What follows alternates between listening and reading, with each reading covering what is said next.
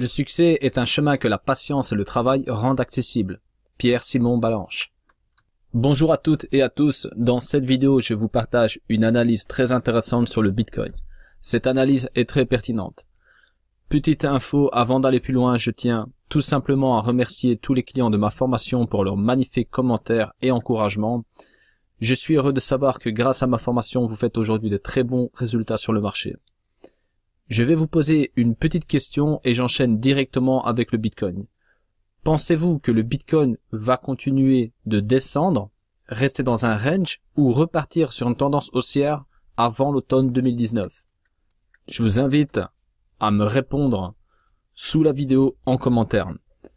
Le Bitcoin, si on prend un peu de recul et qu'on regarde le graphe en mensuel, on remarque que les 3000 $ peuvent bien tenir, mais qu'on peut facilement aussi aller tester les 1800 $. Que le Bitcoin prenne ou perde 500 $ aujourd'hui, ça n'a pas beaucoup d'importance sur ce graphique, comme vous pouvez le remarquer. Il faut une énorme main acheteuse pour grimper à nouveau une montagne sur le RSI par exemple. Je vais prendre un exemple. Il y en a beaucoup qui ont levé les mains en l'air quand Neo est passé de 7 $ à 10 $. Sur du court terme, c'est énorme, je vous l'accorde. Mais la plupart d'entre vous font du buy and hold. Alors, n'oubliez pas que Neo valait 180 $ l'unité il y a un an.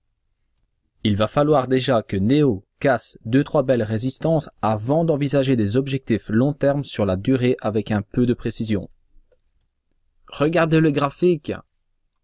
On peut même pas distinguer les petites bosses qu'on a eues ici récemment. Donc regardez les grosses vagues qu'on a eues avant de 180 $ jusqu'à aujourd'hui. Neo n'est pas un cas unique, je l'ai pris comme exemple, il s'agit bien sûr de la majorité des altcoins. Si vous utilisez un graphique avec des unités de temps longues, vos signaux seront beaucoup plus pertinents qu'avec des unités de temps courtes. Allez, je vais commencer avec le RSI. À titre de comparaison, si on tient compte du crash de 2014, le RSI est descendu au plus bas à 43. Il a stagné entre 43 et 48 pendant 9 mois. En l'occurrence, le cours est resté dans un range pendant 9 mois, comme vous pouvez le constater.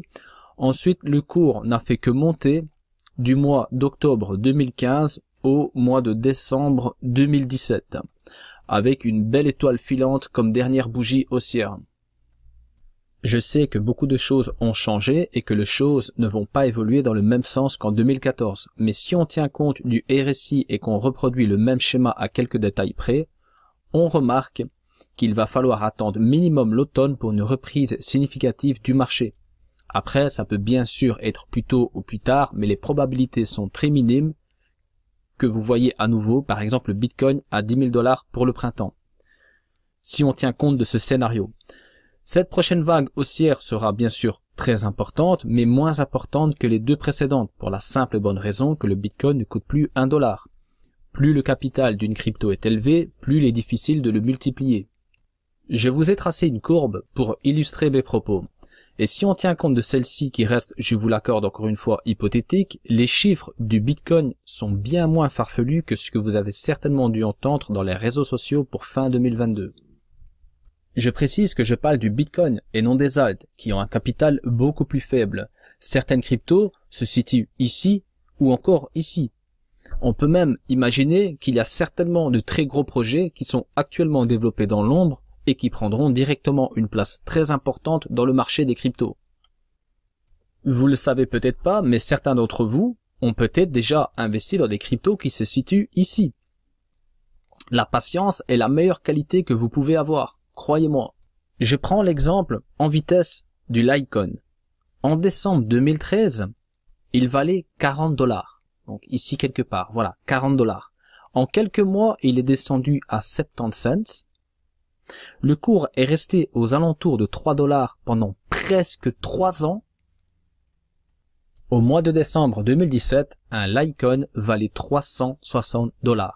J'ai moi-même acheté du Litecoin pour une misère et croyez-moi, il y en a très peu qui ont tenu le coup jusqu'en décembre 2017.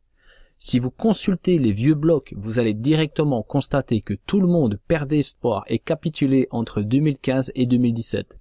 Certains se proclamaient pros et annonçaient déjà à l'époque que c'était fini, qu'il n'y aura jamais de reprise, etc., etc. Avec de bons arguments, ils arrivaient déjà à convaincre une grosse partie du troupeau. Aujourd'hui, ça n'a pas changé. On est dans la même configuration. Il y a des tonnes de personnes qui désespèrent, des chaînes YouTube qui disparaissent, etc., etc. En ce qui me concerne, il n'y a personne qui déteint sur moi, car la majorité, à quelques exceptions près, parle pour faire du vent. Je rebondis sur le Bitcoin. Regardez cette bougie verte. Sur une seule bougie, le cours du Bitcoin est passé de 200 $ à 1200 $. C'était au mois de novembre 2013. Il s'agit certainement de la plus grosse bougie haussière du Bitcoin depuis son arrivée dans le marché, en tout cas sur Bitstamp. On a eu ensuite 10 bougies rouges mensuelles avant que le Bitcoin trouve un équilibre. Cette bougie que vous voyez ici est aussi la 10e bougie rouge et nous sommes exactement au même niveau RSI. Il n'est pas impossible que cette dernière bougie forme un marteau avec une grosse mèche qui perce sous la zone de 3000 $. Donc c'est pas impossible qu'on vienne casser les 3000 $ pour ensuite trouver un équilibre. Si on tient compte bien sûr de ce scénario, car il y en a d'autres. Chaque analyste a ses propres scénarios, c'est quasi personnel, mais voilà donc, à vous de me dire si c'est pertinent ou pas en commentaire. Il faut savoir aussi que le Bitcoin a perdu 85% suite au crash de 2014. Aujourd'hui, si on tient compte du crash de 2018, le Bitcoin a perdu jusque 84% quand il est arrivé sur la zone de 3200 $. Depuis qu'on a cassé le support de 5800 $ en novembre, il y en a beaucoup qui voient déjà le Bitcoin à 1200 $ ou voire même à 145 $. Théoriquement, je parle bien sûr en termes de probabilité car on est sur le marché des cryptos, on n'est pas sur la bourse. Une vague baissière ne vient pas chercher le dernier plus haut, c'est-à-dire 1200 $ dans ce cas-ci.